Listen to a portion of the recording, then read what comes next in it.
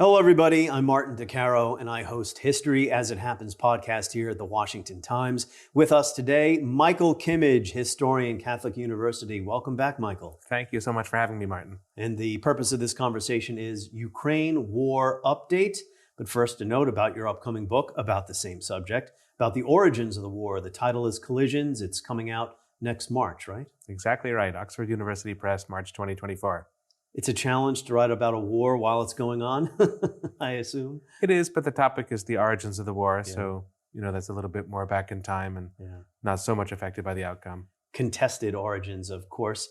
And the reason you're here today, you've been writing a series of widely read articles for Foreign Affairs, almost journalism. You're a historian, but you've been doing journalism of a kind. That must be challenging as well. Well, merely history as it happens, Martin. That's right. You stole my line. I was about to mention that. So the war, is it a stalemate? I think that's probably not the perfect word because there's a fair amount of active fighting. I think everybody on the Ukrainian side is concerned about massive attacks on Ukrainian critical infrastructure this winter. There's been a little bit of movement around a village town of Avdiivka in the last couple of weeks, and the maritime war is also ongoing, maybe not so much in the last month or two, but certainly within the last couple of months. So yes, the line of contact is not moving much, but there's still a lot of kinetic activity on both sides, and I don't think it will be an especially quiet winter for Ukraine. So both armies have, to a degree, ground to a halt, but still not quite a stalemate. Russia hasn't won any major victory since the summer of 2022, correct? Well, I mean, you could say that Russia conquered the city of Bakhmut, which is true. It's a city of 70,000 on which enormous amounts of manpower and materiel were expended. And that was a prestige set-piece battle for Putin. Doesn't really change much about the war, but that is a kind of Russian victory that was, I think, May of this past year. Was it strategically important? As far as I can tell, it was not. Well, the point being that the front lines haven't really moved very much, and neither side can really point to any type of major victory. Well, they will. That's absolutely correct. That's war. You have to win the propaganda battle as well. But the Ukrainian counteroffensive, it looked like it failed. But how was it supposed to succeed without air support, air supremacy? NATO doesn't fight wars without air supremacy. The United States doesn't fight wars without air supremacy. So maybe there was some misguided optimism there about the decisive battle, the myth of the decisive battle. Certainly there was that. I think that as it comes into focus for me, at least, there were two rival timelines with the counteroffensive. And I think on the Ukrainian side, what they looked at was a certain manpower exhaustion and the enormous difficulty, as you're suggesting, about the battle space, which is full of drones, which the Russians did a good job of defending in their terms, and over which Ukraine, as you say, didn't have air superiority. So I think that what the high command in Kyiv felt was that they needed to guard jealously the number of troops that they were going to expend, keep their reserves, it's a long war, and make this just one episode among many. I think on the Western side, and in a sense, both sides are analytically correct. On the Western side, what was acknowledged, maybe not publicly as much as it should have been, is that there are lots of limits to how much aid can be given to Ukraine. And some of those are logistical, that the West is kind of running out of stuff and it's been slow to reproduce. And some of that is political, as we're seeing play out before our eyes on Capitol Hill and also in Brussels at the European Union. So I think on the West, there was a kind of grudging acknowledgement, like this is the highest pitch of support for Ukraine, so go for it. While you've got all of the support on the Ukrainian side, there was a reluctance to make a big move given some of the Russian strength. So it's not that either of these arguments was wrong, it's that they both amount to sort of a difference of opinion on the one hand and fairly moderate gains on the ground on the other. It's a very tricky and thorny situation because one of the combatants is almost entirely reliant on outside powers for its war effort, really for its budget. Ukraine's federal budget, about half of it is funded by outside help, and all of its ammunition, for instance, has to come from the United States and Europe. It's heavy weaponry, the anti-tank missiles, etc. And, the great military historian Cathal Nolan has told me, in wars of attrition, which I think this is, and in wars of attrition, you have one side that's much more, it's stronger, larger, has more resources, tends to have an advantage in a war like that. Although, as we just mentioned, Russia's not really making many great gains. But wars of attrition, it looks like nothing's happening until one side cracks. Right. And the cracking can be political or military. So let's talk about Ukraine before we talk about the Kremlin. Sure. The political problems, as we speak here in mid-December, it's not clear if Congress is going to approve more funding by the end of the year. Even if they do, this funding issue is going to keep coming up next year again. The European Union is having an issue with Hungary, objecting to a $50 billion aid package. Are these real concerning for you as far as signs of cracking? Well, to be sure, already, Putin held a sort of annual press conference that he does, a sort of spectacle. And he, of course, was making much reference to all of this. It's become part of the Russian narrative sort of globally about a West that's lost patience with Ukraine and is turning around, which I think is a pretty considerable exaggeration, but still, wars are always battles of narratives, and this sort of political turbulence, has handed Russia a ready-made narrative. I mean, I think that one can say probably in the next 6 months, the sort of short term, that the aid will probably be delivered in some form. I suspect that the White House will make a deal with Republicans about the southern border in exchange for financial support to Ukraine, and I think in Europe, it may be convoluted, but they'll somehow get there in terms of support. But what one can acknowledge at the present moment, or should acknowledge, is that we've reached a plateau in terms of Western support. And probably we hit that 6 months ago, and it's not going to go up from here. Maybe it won't go down precipitously. I don't think it's going to just end. There are lots of reasons why the West will continue supporting Ukraine, but it has plateaued. And I think the strategic consequences of that are just being worked through. It's not easy for the White House.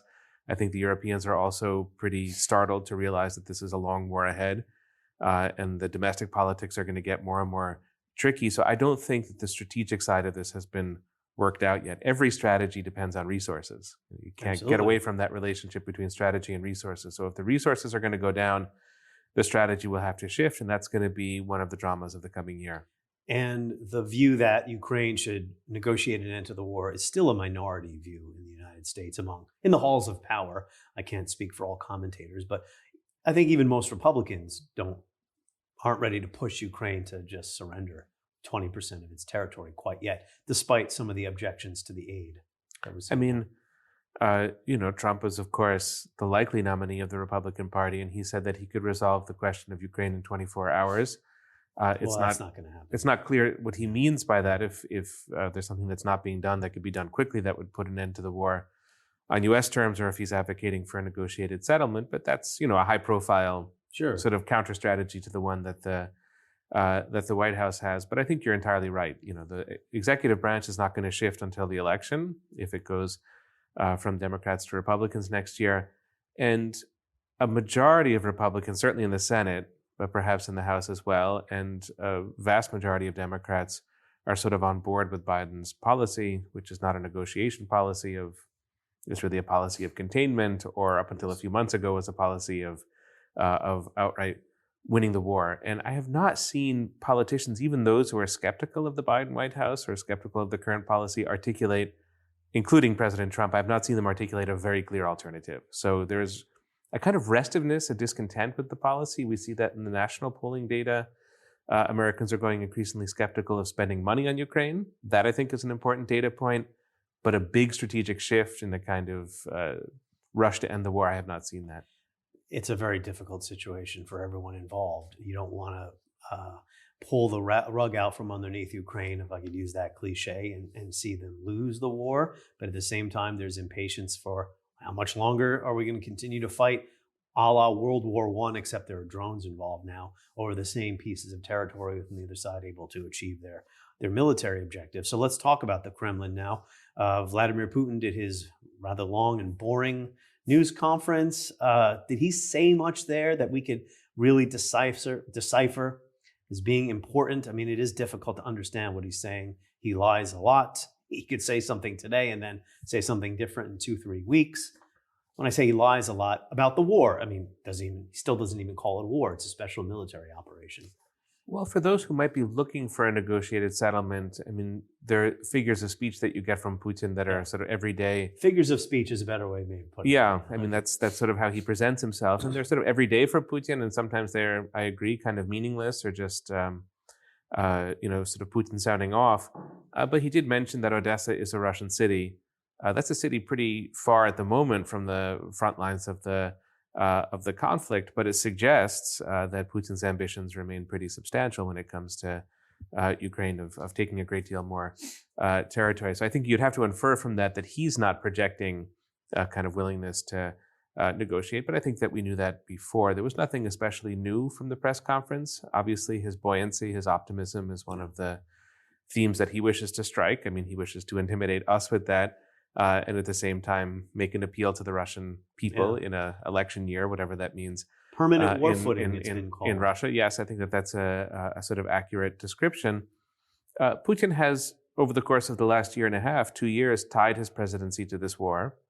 He's reconfigured Russia almost completely, from its culture to its society to its economy, to fight the war. And I think that he was just consolidating all of those efforts in the press conference and suggesting, arguing, contending, proving that it's going to be more of the same for a long time to come. Whether Russians accept that is not a question I would want to rush to answer. I think it's a hard question, but there are no signs of a protest movement or Yeah, I was wondering of how. cracks in the edifice at the present moment. But I think we all have to be agnostic on those points. I mean, we said that Putin was sort of at home and powerful with the war, and then last June we had a mutiny in the Russian military that did have to come from somewhere. He was able to quell it, to shut it down.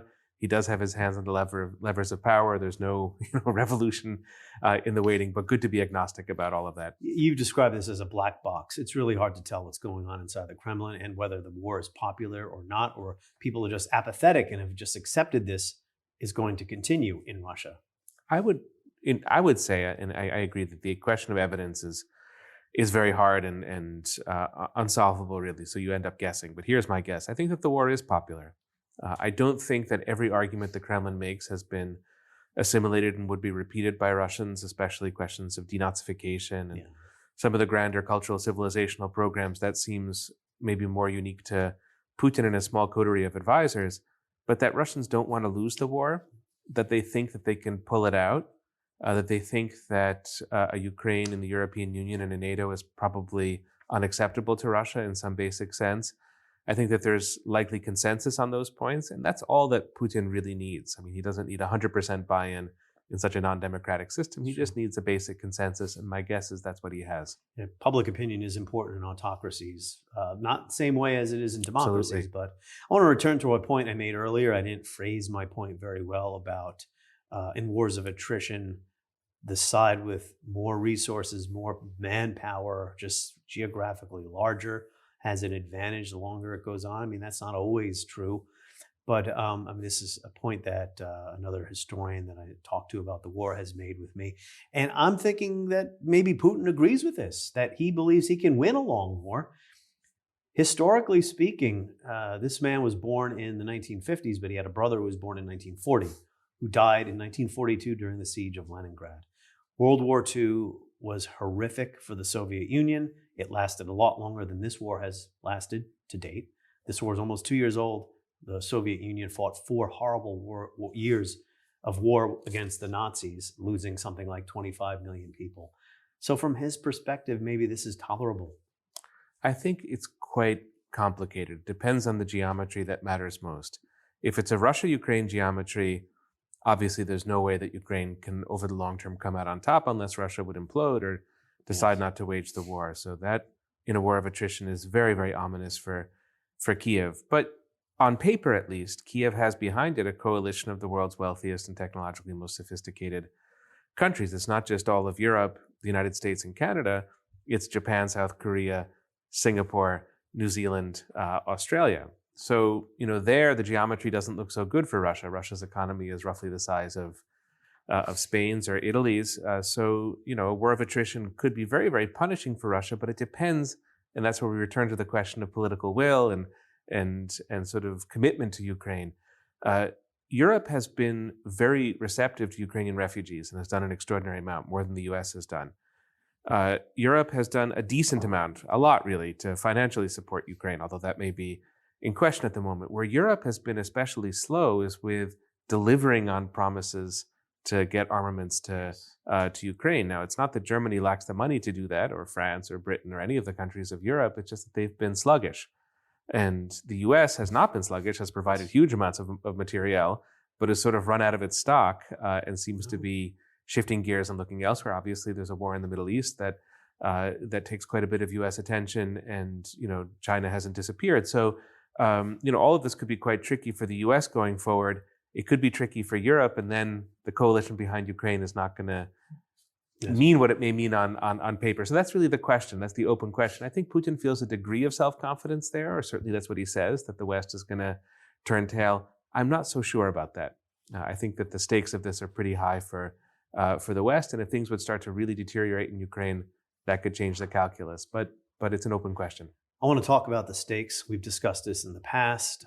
I think they're pretty much the same as they've been. But as the war proceeds or falls into a stalemate, arguably a stalemate, sometimes you reevaluate the stakes. But first, why has the EU, I did mention the aid package that's being held up at the moment by Hungary, but why has the EU, why is Europe, which is a wealthy and prosperous continent that has the wherewithal to provide the weapons, why have they fallen behind? I don't really know the answers. I suspect that it's still an enormous shock. I mean, the war is only dates back to February 2022, this iteration of the war. And at that point, Europe was completely unprepared for a major military conflict of this kind, not in any sense ready psychologically or practically, institutionally for this kind of a conflict. So there's that. There's the generally bureaucratic nature of the European Union, and there is a very, very wide array of threat perception within Europe.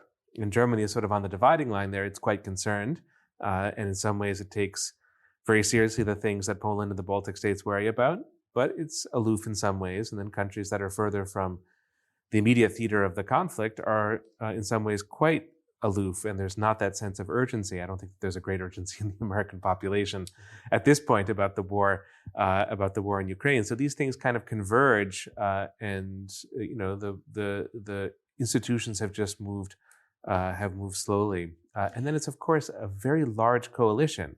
So right. I think money is not maybe the hardest thing to supply, but then to organize different weapon systems and to coordinate and to get that all in gear is very, very hard. And when it appears the war is simply stuck, Russia may not seem so threatening if it can't even get out of the Donbass after all this time. I've looked at claims that Putin wants to move past Ukraine, if and when he ever conquers it, to other states in Eastern Europe where the Soviet Union used to dominate. I don't know. I don't buy that. Is there any way to, but I can't say for sure, right? This is just my observation as a non-specialist. I mean, two-part question. Do the Eastern European states, like the Baltics, that were annexed by the Soviet Union during World War II, are they afraid of Putin? And do you think they have a good reason to be? Yes. I mean, my wife is Lithuanian, so I would be, remiss if I didn't articulate the concerns in this conversation of Lithuania and the Baltic states and of Poland. I think the idea that Russia would sort of roll over these countries or declare outright war is probably in the background, although it's very much in historical memory, so that, of course, heightens the psychology of fear in this part of Europe. I think that the core concern is that if Ukraine were to fall, the credibility of the United States and the credibility of NATO wouldn't disappear. Ukraine is not a member of the NATO alliance, but it would be in question. Yeah. And so I think the next sequence could be, it's a reasonable thing for these countries to worry about vis-a-vis Russia, how Russia might test that credibility. And I doubt that it would be, Russian soldiers en route to Warsaw or something like that. That, I don't think is a Russian interest. What capability do they have? Right. The capability is not there and the Russian interest is not there. But to test, to nibble away at the margins, to sort of create a problem that would be maybe below the threshold for U.S. involvement, but that could imperil the sense of security in these countries. Belarus, for example, with Russia's complicity, has weaponized migrants coming from the Middle East and sent them into Poland and used them to destabilize the border. So internal destabilization, the use of active measures and espionage to create pockets of instability in these places and then to exploit them. I think those are present day concerns, but they would grow Yes. if Russia were to be victorious in Ukraine. And it's an open question how the U.S. would respond. My guess is that the U.S. would respond to setbacks in Ukraine by shoring up the NATO alliance, and in that sense, soothing the fears of the Baltics. But for them, it's all a set of hypotheticals, and Yes. the fear to me is credible. Speaking of capabilities, what do you make of the report? This was a declassified report shared with Congress that Russia has lost 315,000 of its pre-war troop total of 360,000. Lost meaning killed, wounded, captured, whatever, just no longer available. And 2,200 of its 3,500 tanks. You look at a statistic like that and you're like, how can Russia continue the war? So what do you make of that? So I think that this should be put on a larger continuum of data points about Russia at the present moment that are useful, I think, to balance the narrative that the war is ending, that Ukraine is about to lose, that the game is up. And we're very open, as we should be, about the vulnerabilities and the shortcomings of Ukraine. It's good to have an honest and careful conversation about that. Sometimes, though, this conversation, I fear, sort of obscures some of the difficulties that Russia's having. So they've taken roughly 1/5 of Ukrainian territory. They've expended, I think those numbers are plausible. I don't know how to revise them upwards or downwards, but they seem plausible to me. They've expended immense amounts of manpower and material, and they've put the burdens of the war on some of the more vulnerable, marginalized populations in Russia. Now, maybe that's smart politics for Putin, and that allows him to continue the war and to insulate middle-class Russians from some of its effects. But there is a lot of strain, I think, within Russia when it comes to the war. How could there not be, given the scale of it and given the volume of suffering? At the same time that we ask about what our end game is, how does this end? What's our ultimate strategy? And I feel like the answers to those questions are not as good as they should be at the present moment on our side. I think that those questions are pretty punishing on the Russian side as well. So are they going to be in this war for 20 years to take 2/5 of Ukrainian territory? Is it possible for them to make something of the territory that they've conquered? Is it sort of a wasteland? I mean, I have the impression that Mariupol, which is the one major city that Russia has taken since the beginning of the war, I think Mariupol is just like, Hiroshima after 1945. It's just completely destroyed. So, what's the point of the war on the Russian side? The Donbass is uninhabitable. I mean, they've conquered a place that's been torn up by war since 2014, the separatist war that Russia backed. And even Crimea, which is the jewel in the crown for Putin's reputation and the thing that made him so popular in 2014, all this euphoria in Russia about taking back Crimea is not a safe place to store naval assets for Russia. It's within striking range, and there have been quite a few strikes in the course of the fall. And it's also not a great place to be. I mean, there are like 2 million people living there. It's a sort of vacation area, if there wouldn't be a war.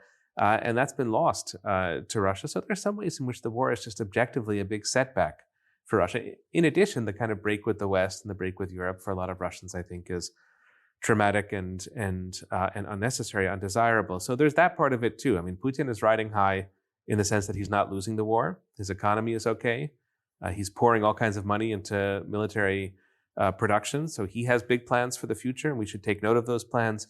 But Russia too, it's sort of a moment in which Russia and Ukraine both, paradoxically, are struggling with the war. Yes. But neither side believes it's losing, and neither side is ready to throw in the towel, meaning they still believe it's worth it. Right. I often bring up the First World War. I've discussed this on my podcast before. Of course, you have to approach this comparison carefully. These are not the same types of wars.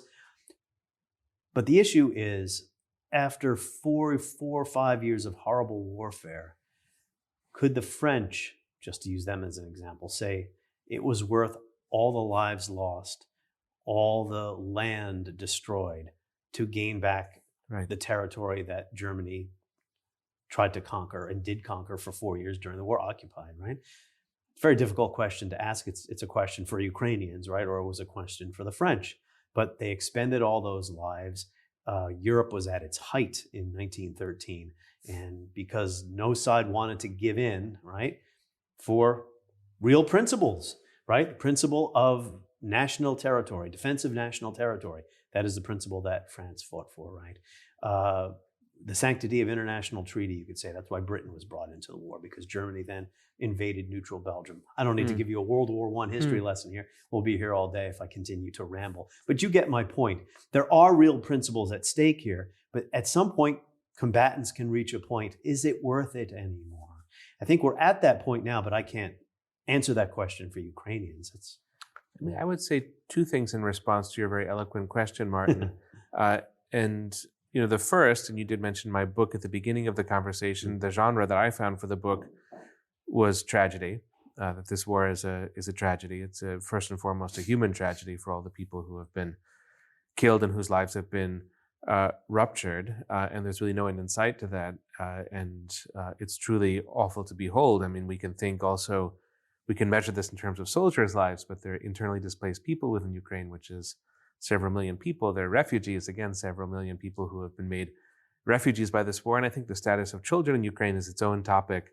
And even if their families haven't been very directly affected, which is probably rare, their lives have been transformed in ways that are just very, very sad to contemplate. So there's the tragic aspect of this war. War brutalizes societies. And I would take that tragedy back as a historical question. And I think we do need to learn from the historical record and try to look at moments when maybe this tragedy could have been avoided. And I think that's a very useful conversation for the United States. I don't know how Russia will have this conversation, if they'll have this conversation, and probably quite a painful question for Ukraine if there were points where they could have avoided this war. I probably would go back to 2012, 2013, and I can see this might be a subject for another of our discussions, Martin, but I can see a lot of things that the United States could have done differently and perhaps would have set us on a different path from the one that we ended up on, and prevented the war.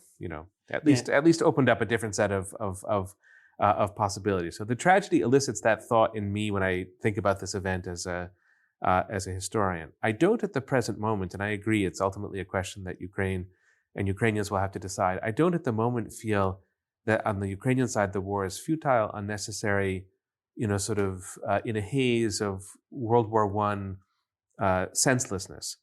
For Ukraine, because I do think the alternative, and again, these are very difficult questions to adjudicate ethically, but the alternative is to live under Russian occupation. And I think we just, in a way, know too much about what that occupation would look like at this point. We do know that when Russia went in February 2022, they had all kinds of blueprints and drafts to create concentration camps in Ukraine. And we know the story of the filtration camps, forced efforts at Russification, abduction of Ukrainian children.